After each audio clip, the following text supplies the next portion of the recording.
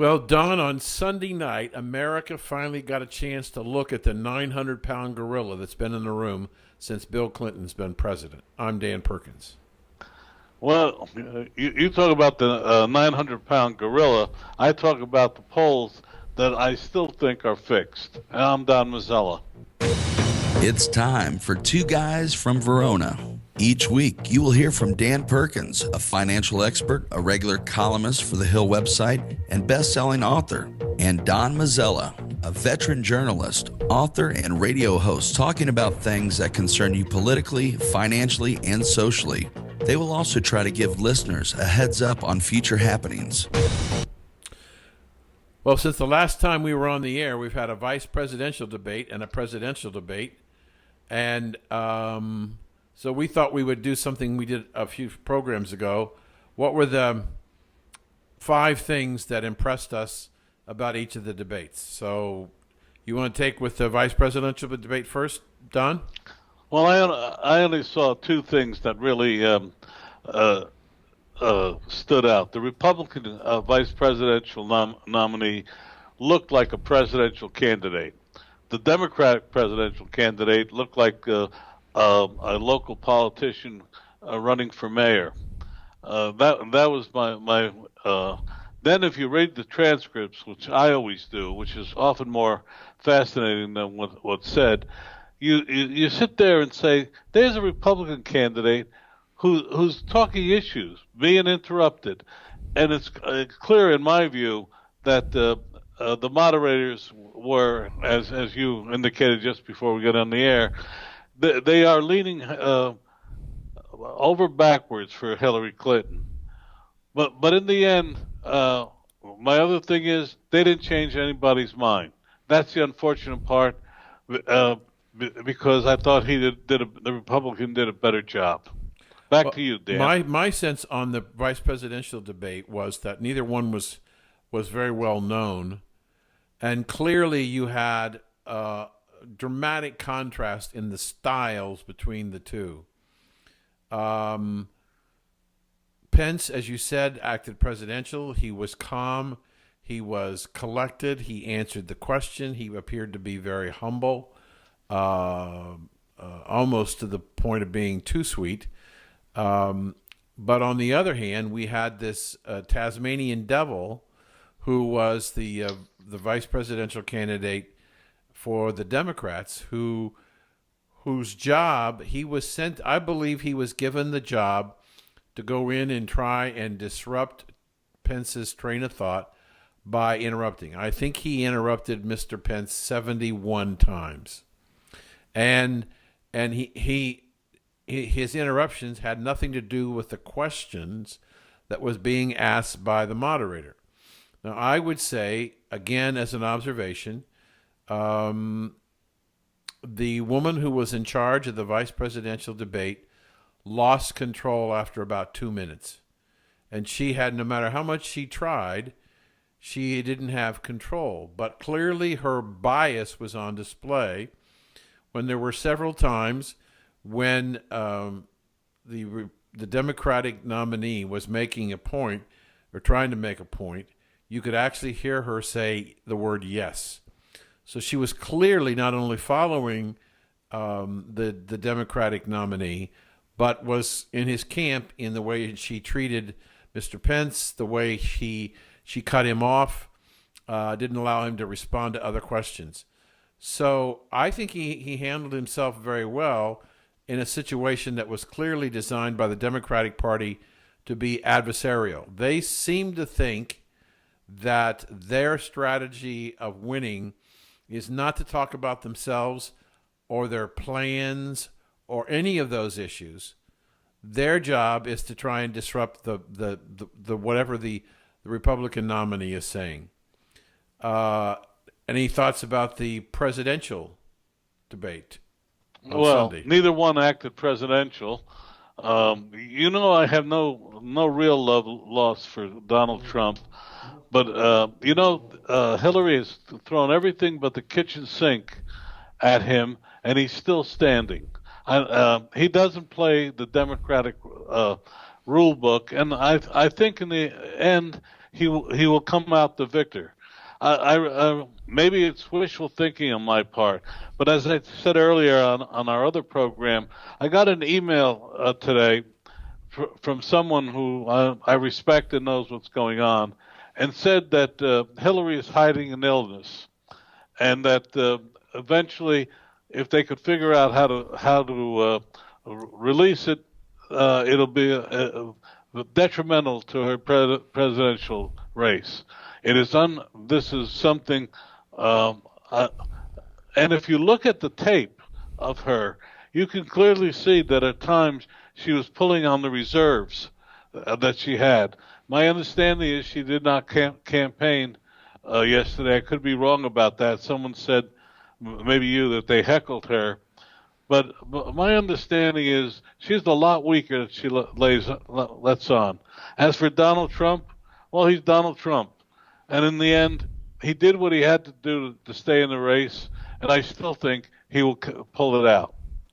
Well, I thought that the president, again, we had a situation, and I hearken back to a discussion that you and I had a long time ago when they were deciding the two parties. There were teams. Mayor Giuliani was on one of the members on the team negotiating for the Trump campaign.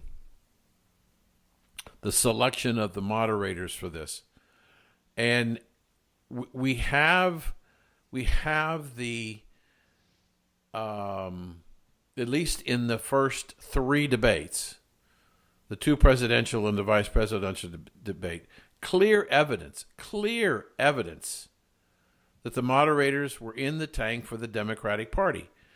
Martha Raddatz yesterday was arguing with Mr. Trump about Syria. That's not her job. She's not running for office, and her opinion as a moderator not only doesn't count, shouldn't be there. But she couldn't restrain herself by not opening up her mouth and giving her opinion about what was going on.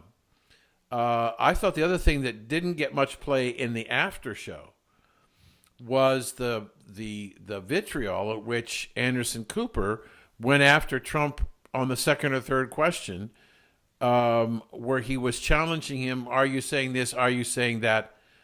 And in the middle of, as Trump was answering a question, he asked him another one, and finally Trump said no. So I thought that, as Trump said in debate, 3-1. I don't know how we're going to fix that, but that's a problem that has to get fixed, and I don't know how we fix it. Megyn Kelly, Pardon? she the moderator? Megyn Kelly, isn't she the moderator for the last debate? No, Chris Wallace. Chris Wallace is the moderator. But what I'm saying is, how do we chose all of the moderators based on network news, and they all have their own biases, including Megyn Kelly. And so what I'm saying is, you're a newspaper guy.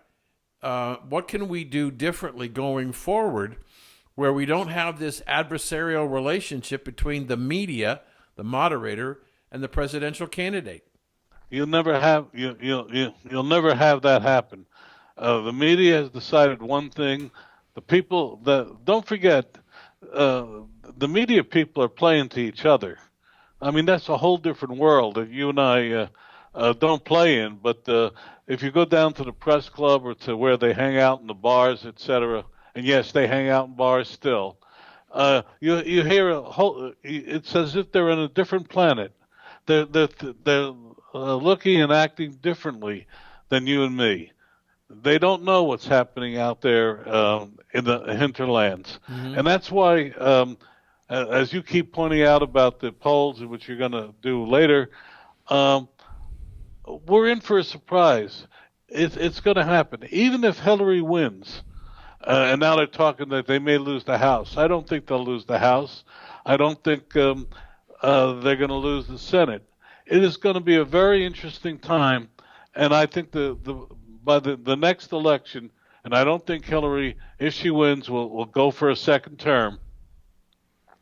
Third shot. She won't go for a third shot at it. No. Okay. I rather, if she wins, I don't think she'll go for a second term. Oh, okay. If she loses, she's over, but she won't care. But what's really important is the parties are going to realign. I happen to like very much Representative Ryan, but I think he made a terrible mistake not sticking with the party. So, but I understand he's trying to keep the House. So the next 27 days, I think it is, or 27 days, are really going to decide this election. And I think in the long run, Trump will win out. Well, I also felt that that the WikiLeaks that came out on Friday, I was surprised. I have to say this. I was surprised how quickly Trump was able to pivot away from the video, made some very good points about the video, made some other points, which I'm going to talk about. But what was interesting to me was she lied again. No kidding. She lied when she said, when asked the question about the line in the sand, that she was not the Secretary of State when President Clinton drew the line in the sand. And it was fact-checked after the show. She was. For a number of months after he drew the line in the sand. So she lied about that. Either she lied about it or her memory is going fast. And whatever's going on is hurting her dramatically. I also thought that in the last two-thirds of the debate, Trump went after her with issues, and she didn't have much of a response. This campaign that the Democrats are waging, the campaign is not about what Hillary's going to do. It's about why you should vote for her against Donald Trump. I'm going to stop you right there and say no, why you shouldn't vote for Trump. They're not saying vote for me. What they're saying is don't vote for Trump. Right. Go ahead. I think there's a difference. I think it's a major difference. Didn't mean to interrupt you, well, Dan. That's okay. No, that's fine. It's fair game.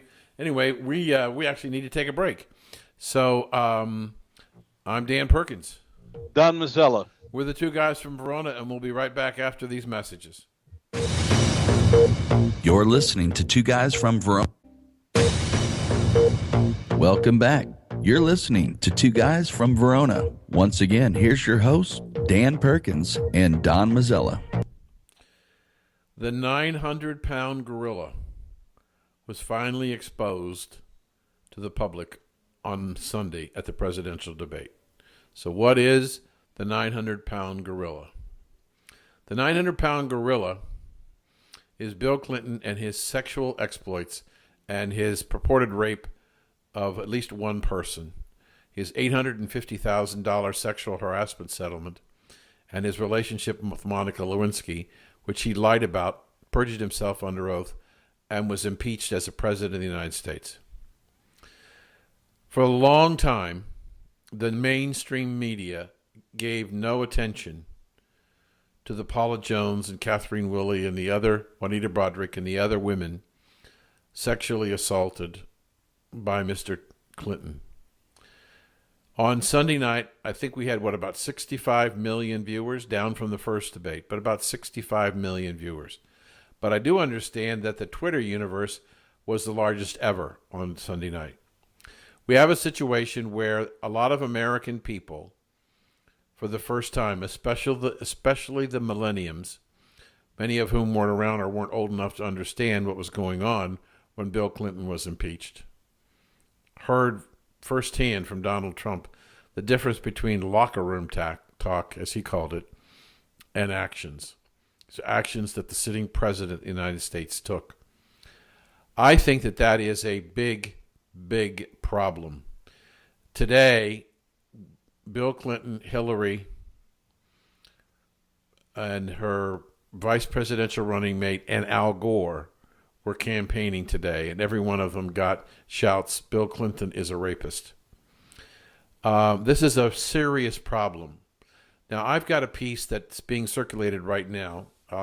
Once I get it, I'll where we're going to put it. I'll put it on our Two Guys from Verona website so people can go look for it.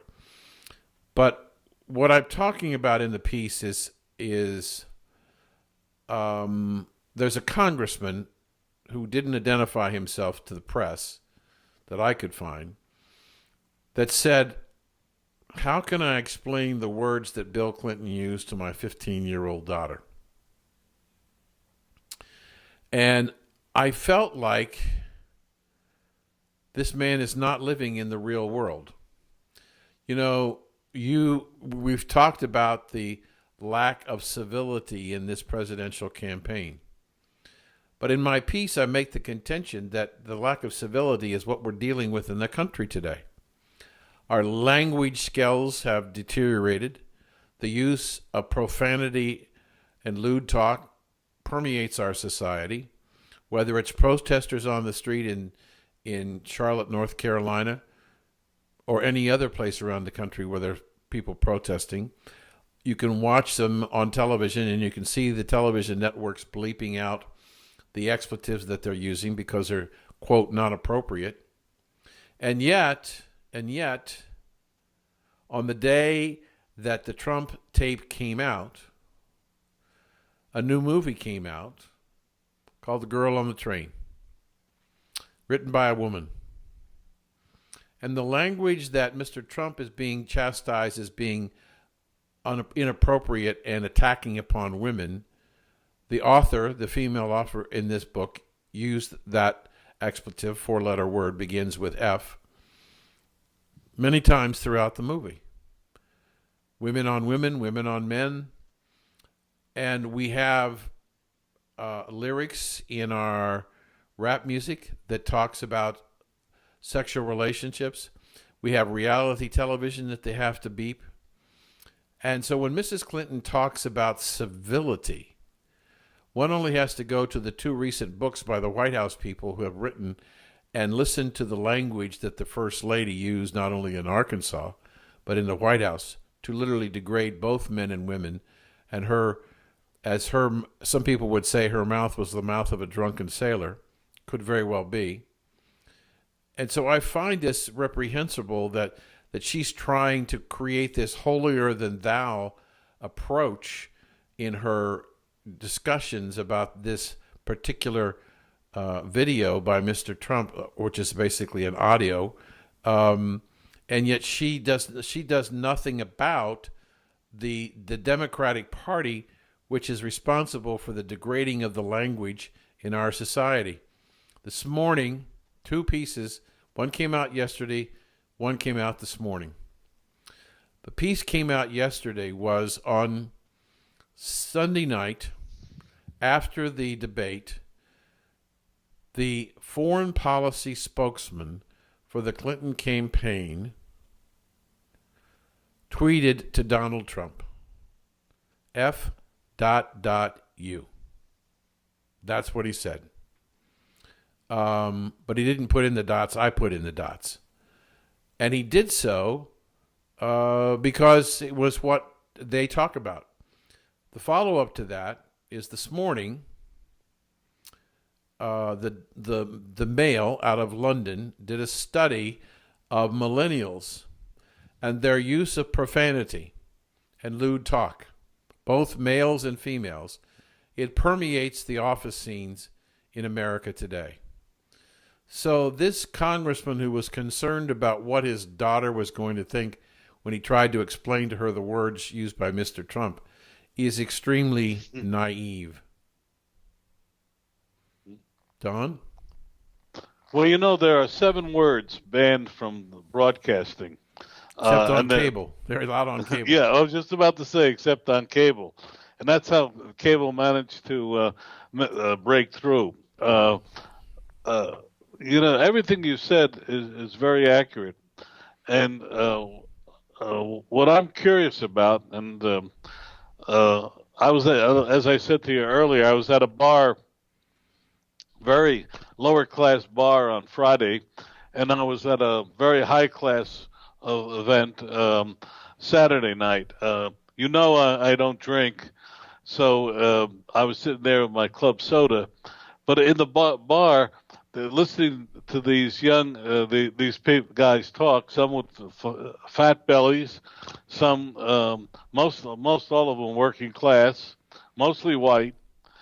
All they were saying was that Clinton is sure some horn dog, and I laughed at it. It's an expression, it's a Southern expression that's now moved north.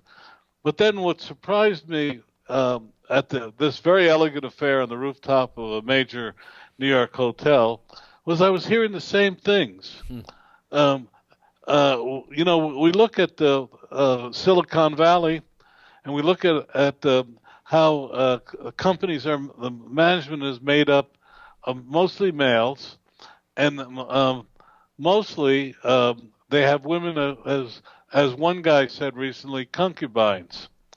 It's a sad thing. All of this points to what you're talking about, Dan, the degeneration of America. Mm-hmm. We need somebody to come in there and lead. I don't believe it's Donald Trump. I think we'll have to wait for the next election cycle to really get somebody in there who will lead us back a little bit towards the conservative side of the business. I think Donald Trump will be a disappointment as president, but he will be less of a disappointment than Hillary Clinton. We need to take a break. So I'm Dan Perkins. Don Mazzella. We're the Two Guys from Verona. Go to our website, twoguysfromverona.com, and make contact with us. We'll be right back after these messages from our sponsors. You're listening to Two Guys from Verona. Welcome back. You're listening to Two Guys from Verona. Once again, here's your hosts, Dan Perkins and Don Mazzella. Dan, the Wall Street Journal, who I consider the most balanced of all of the publications, came out today and said that Hillary Clinton had a 9-point lead in the presidential race. But as you pointed out, CNN came up with a lead and said that the figures were weighted by 20% greater Democratic participation. Right. I've been looking at all of these polls, and the Rasmussen poll, which I haven't heard today. I don't know if they've done one yet, and they all are all over the place. The best that seemingly Trump has is 44-42 behind Hillary. But I think I told you many moons ago that the pollsters have found that when black interrogators are used, the numbers are different than if the white interrogators are used, or questioners. I'm looking at them and also trying to bring in other factors. Now, I live in a town that's very heavily Democratic, and I was talking to one of the Democratic leaders this afternoon. And the interesting thing is, they put out banners for the two councilmen that are up for election, but they haven't put up a single Clinton advertisement. And I asked him why. He said because she is poisoned in this town, which I found interesting. This is a heavily Democratic town. So I then checked around with 2 or 3 other, and everybody says New Jersey is a lock for Clinton. Yet every place I go, last week or a week and a half ago, I was in New Hampshire, where talking to people. I was in a restaurant. Polls mean something, but I don't think they mean as much. And Clinton and the Clinton camp is trying to use the polls to create a stampede towards Clinton. But the interesting thing, unlike what happened 4 years ago, that is not happening. And you'll be happy to hear this. Trump is really making inroads into the black community. In fact, I'm told that the money for the pastors that is used to pass around on election day has been doubled than from the Obama period, because they're worried that the blacks will not come out in greater numbers or in the margins that gave Barack Obama victory 4 years ago. There's a lot of things going on, and I don't think the polls are accurately reflecting it. And I'm concerned about it. Nothing we can do about it, but it's interesting. Whenever one of these brohus comes on, Trump dips, but then he keeps coming back. I'd be really interested to see what happens next week. Why do you think? What is it about him? What is it about him that he was supposedly down by 11 after the Friday night release? Yet today they're talking maybe he's down 5. And O'Reilly thinks by Thursday's polling data he may be down 3. What is it about him, or what is it about the polling process that he keeps coming back? Yeah, I'm glad you asked that question, Dan. Thank because, you. In my view, I think anybody but Trump would have run away with this race on the Republican side.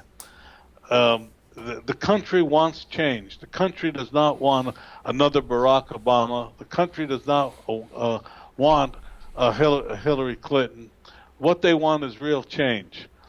Trump offers it, but they've made him a boogeyman. If he can knock away that boogeyman approach, he will win going away. Remember earlier you were thinking about a 47-1 debacle for Hillary Clinton. If it were any other Republican candidate, it would be no question at all that it would be 47-1. With Trump, it's going to be closer, but if he can continue to do what he's doing, which is confounding both parties, Republicans and Democrats, he will win in 28 days. So the thing that's interesting about what's going on at the moment is, to me, that he has tremendous resiliency. There was an article today on Drudge that talked about the WikiLeaks releases of Monday, where Mrs. Clinton and the Clinton campaign was actively campaigning for Ted Cruz and Donald Trump, because they believed they could easily beat either one of those two, but somebody else, if they tried to beat them, might in fact have a better chance. Marco Rubio, Jeb Bush, many of the other candidates, they were more afraid of than they were with Cruz or Trump, because they thought that Cruz and Trump were too far way out. So they were actually spending money campaigning for Donald Trump during the primaries to try and get him the nomination, because they figured he would be a layup for them, and he's turned out to be far less than a layup. The other thing is, as we pointed out, CNN released a poll after the debate where they said that Hillary won 47-42, yet they oversampled the Democrats by 20%, and she still only came out by 5. I agree with you. I think the polling data, plus we also know that anybody who's called by a pollster who did not vote in the last presidential election is automatically disqualified from being a pollster. But I know we've got to go to a break here real quick, but I want to ask you a question about this, because I want to try and bring the two together, the media bias and the pollsters. Do you think there's a possibility that the pollsters aren't wrong? It's the questions that the pollsters are being asked to ask are slanted to produce a certain result. There's an unconscious, good question, Dan. There's an unconscious bias. And I was talking to a nationally known pollster on Thursday, and he said they can't change it now because of various factors. But he said we clearly have missed the boat on what's happening in the national scene. They point to Britain and what happened there, and they realize they've made a mistake. But yes, they have done it, and I believe that there is a 2 or 3% underreporting by that, and the questions are what's causing it. No, I watched Frank Luntz last night on Bill O'Reilly's show.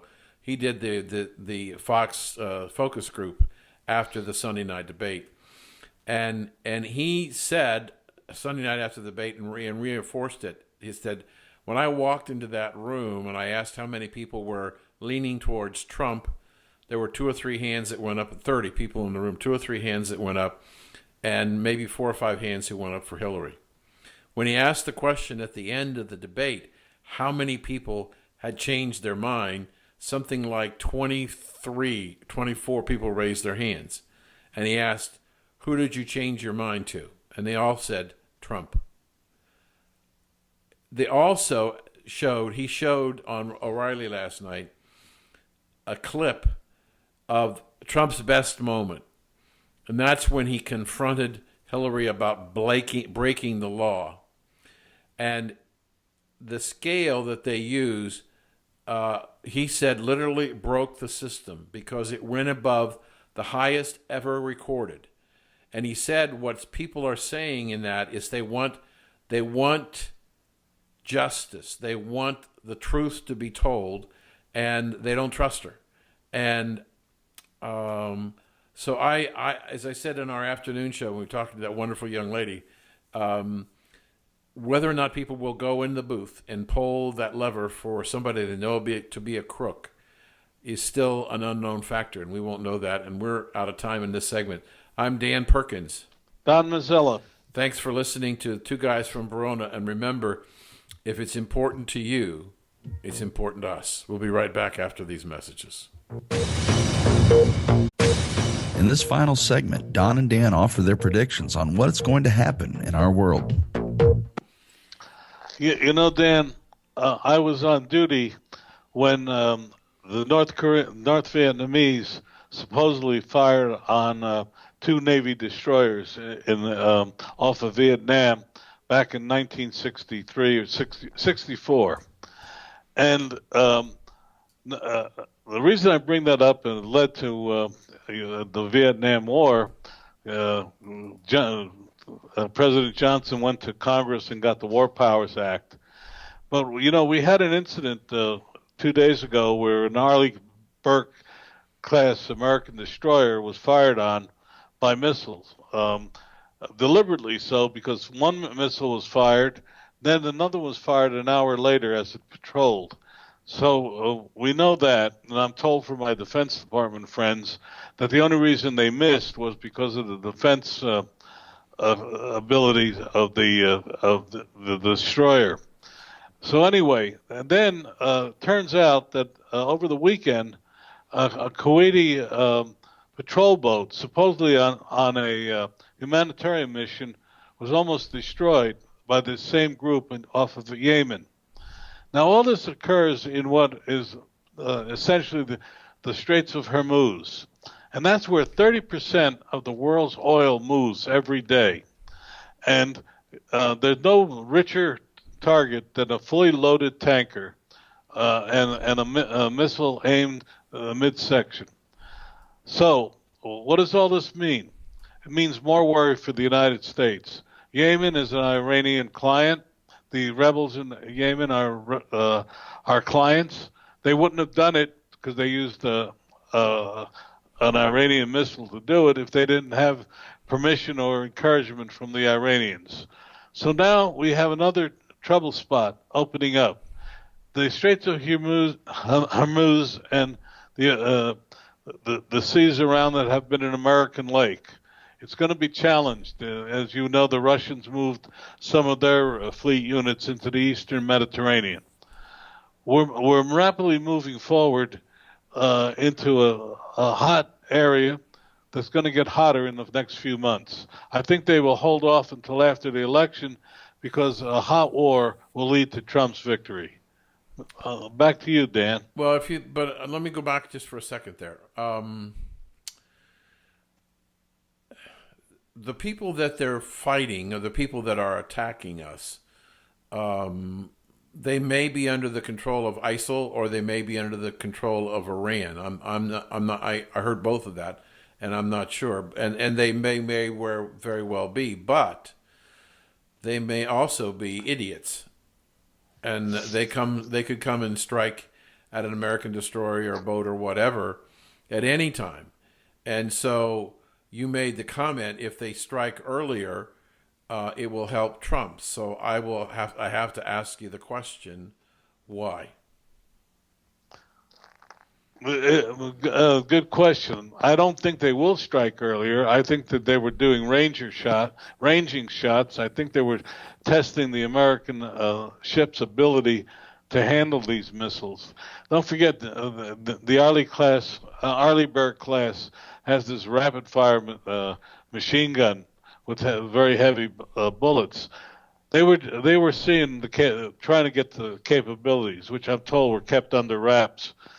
But more importantly, it also, while you heard about the Kuwaiti and you heard about the American, there have been other incidents over the last 2 weeks, which indicates, don't forget, these are Yemen rebels who are trying to take control of Yemen at a time when Saudi Arabia is using its military to try to keep them at bay. Mm-hmm. There's, as usual, no one knows what side's doing what in the Middle East. The old baseball analogy, who's on first?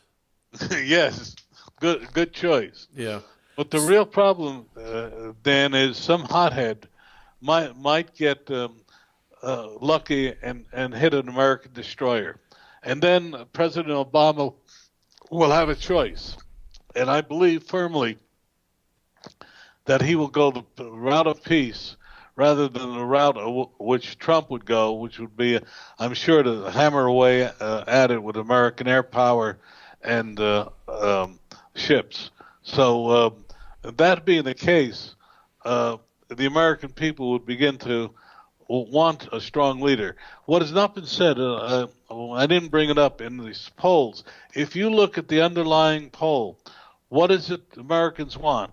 The economy, they want, and they want a peaceful, powerful country that is not free of terrorists. Now, which party is more likely to give that to them?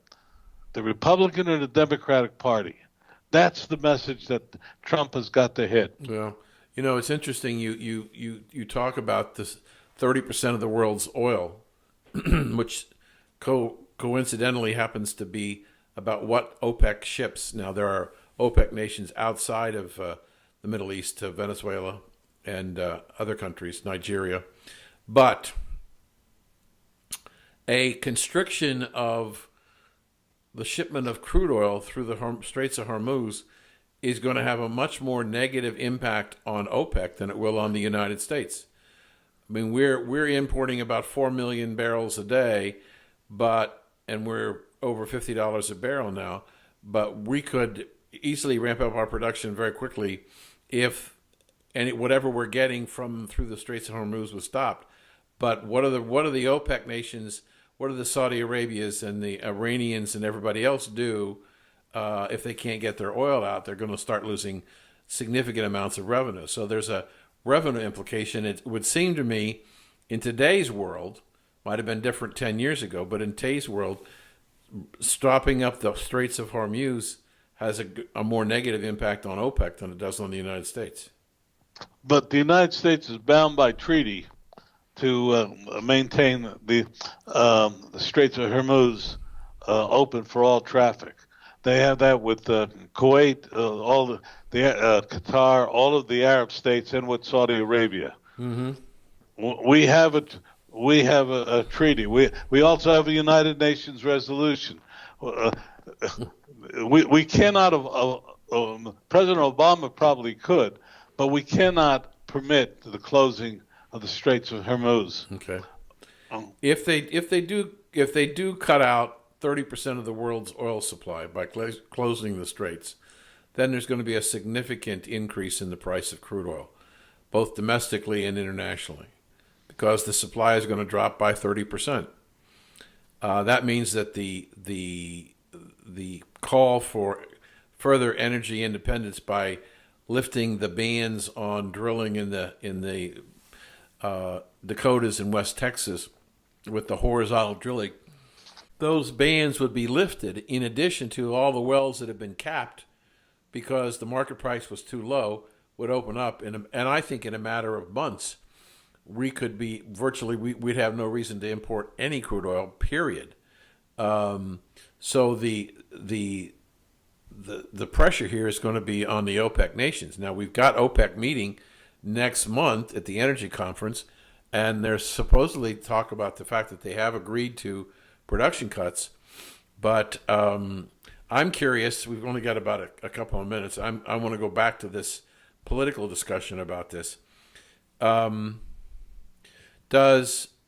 Do their actions change depend on who gets elected president? I have no idea at this point because we do not know what Hillary Clinton's foreign policy will be. She has been very studious in not talking about it. All she wants to do is open the borders. It's very interesting. Well, for that matter, neither has Donald Trump really said. But I'm told, at least in the Trump camp, there's there's trying to educate him on the foreign policy side of it. But don't forget, Hillary acquiesced to everything Barack Obama did during his term. So I can't see her all of a sudden becoming a strong woman. I can't see her imitating Merkel of Germany. But I also want to make another point. Okay. Who will really suffer with the closing of the Straits of Hormuz will be Europe, because Rotterdam and all those ports unload. I think it's an average of 15 ships a day of oil, and it might be more. But the point being that they will be hurt, and they will look to the United States to end the problem. And if the United States doesn't act, it'll be another nail in the coffin of tattering our alliance. But America could act by sending American tankers full of American crude oil to Rotterdam to replace. Absolutely. But we don't have enough ships. Well, we'd have to get them out of storage. They're all over the place. Right. I think we can get them operational pretty quick, and that puts a lot of pressure on again on OPEC. So anyway, well we are just about out of time. So this is Dan Perkins, Don Mazzella. And we thank you for listening. We're the Two Guys from Verona. Go to our website, twoguysfromverona.com, and send us an email if you have a question you want us to cover. Thanks for listening, and we'll see you next week. You've been listening to Two Guys from Verona with Dan Perkins and Don Mazzella. For more information about Dan and Don, please visit twoguysfromverona.com. Tune in again next week to hear Two Guys from Verona give their unique take on today's world. Until then, have a great day, and remember to keep faith in America.